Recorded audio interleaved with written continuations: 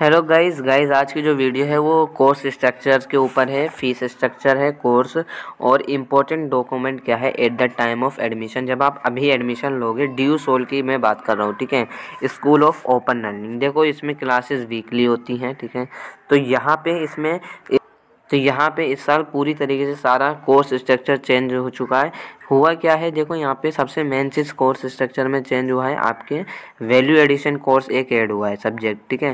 पहले ये कोर्स नहीं था, ये सब्जेक्ट नहीं होता था कोर्सेज के अंदर, ठीक है। लेकिन अब आपको देखने को मिलेगा क्योंकि न्यू एजुकेशन पॉलिसी इम्प्लीमेंट हो चुकी है ड्यू के अंदर। तो यहाँ पे है क्या, देखो बैचलर ऑफ, अगर मैं बिजनेस एडमिनिस्ट्रेशन की बात करूँ तो आपको फर्स्ट सेमेस्टर में कौन कौन से सब्जेक्ट पढ़ने को मिलेंगे। फर्स्ट सेमेस्टर में आपको 3 सब्जेक्ट जो है कंपलसरी हैं, financial accounting and analysis, micro economics और स्टैटिस्टिक्स फॉर बिजनेस डिसीजंस। ये 3 सब्जेक्ट मेन हैं, कंपलसरी सब्जेक्ट हैं, इन्हें आप चेंज नहीं कर सकते फर्स्ट सेम में, ठीक है। उसके बाद आपको एक जी सब्जेक्ट मिलेगा।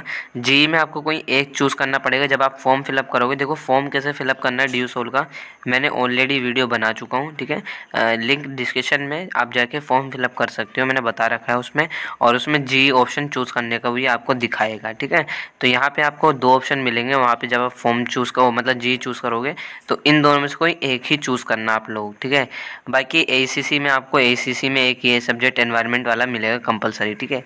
स्किल एनहेंसमेंट कोर्स आप में आपको 2 में से देखो यहाँ पे एक चूज़ करना है, मतलब तीनों में से कोई एक, या तो रंगमंच, या तो कम्युनिकेशन इन एवरीडे लाइफ, या फिर फाइनेंशियल एवरीवन, ठीक है। तो इनमें से कोई आपको एक चूज़ करना है। वैल्यू एडिशन कोर्स में भी आपको कोई एक चूज़ करना है। ये सब मैंने बता रखा है, फॉर्म में आप लोगों को पूछता है, ठीक है। तो मैंने फॉर्म कैसे फिलअप करना है पूरी अच्छी तरीके से स्टेप बाय स्टेप बता रखा है, लिंक डिस्क्रिप्शन में चेकआउट कर सकते हो, ठीक है।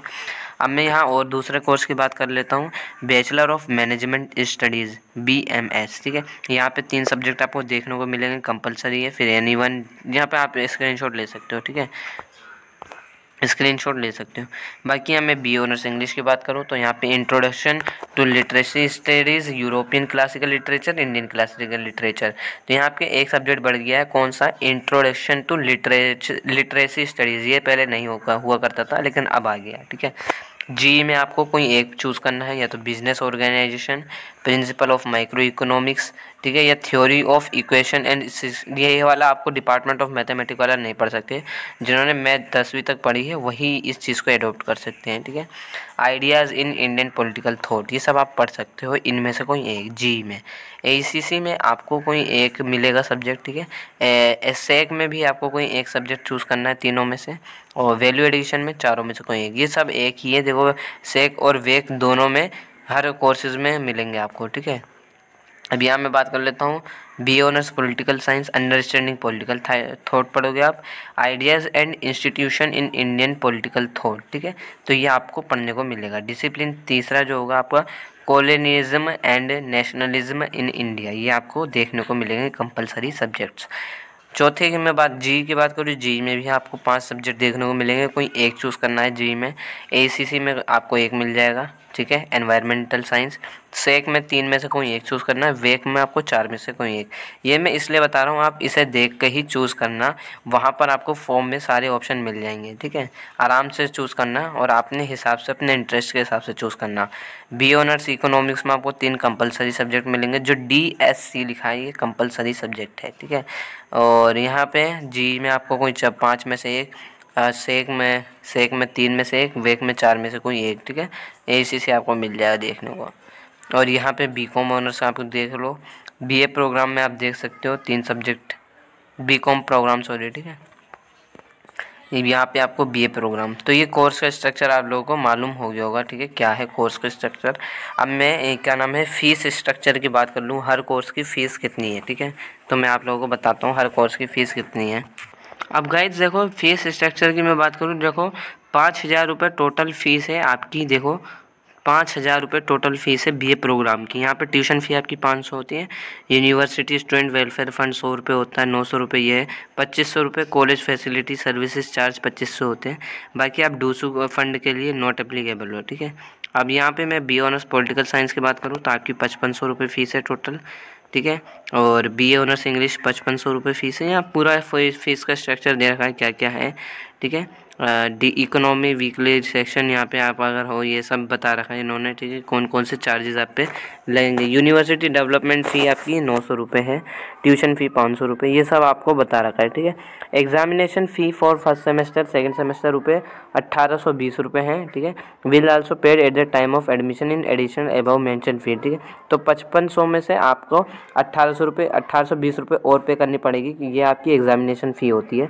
अभी एग्जामिनेशन जब आपके फर्स्ट सेमेस्टर और सेकंड सेमेस्टर के एक ही साथ ले लिए जाएंगे अभी, ठीक है। स्टडी मटेरियल के आपके 400 रुपये चार्जेस ले जाते हैं, ठीक है। यहाँ पे देखो लिख भी रखा है इन्होंने, बीकॉम प्रोग्राम हर कोर्स का नीचे लिख रखा है। तो 5000 रुपये तो कोर्स की फ़ीस है, और जो आपके 1820 रुपये 1820 रुपये ये आपकी क्या नाम है, कौन सी फ़ीस है गाइज़, एग्जामिनेशन फ़ी है, ठीक है। फर्स्ट एंड सेकंड सेमेस्टर दोनों की, यानी फर्स्ट ईयर की फ़ीस है। और 400 रुपये अगर आप वहाँ पे चूज़ करते हो, हार्ड कॉपी लेनी है, वहाँ पे सिलेक्शन टाइम भी आता है, सॉफ्ट कॉपी या हार्ड कॉपी स्टडी मटेरियल में। हार्ड कॉपी सेलेक्ट करते हो तो आपको 400 रुपये चार्जेस लिए जाएंगे, सॉफ्ट कॉपी क्लिक करोगे तो कोई चार्जेस नहीं लिए जाएंगे, 400 रुपये, ठीक है।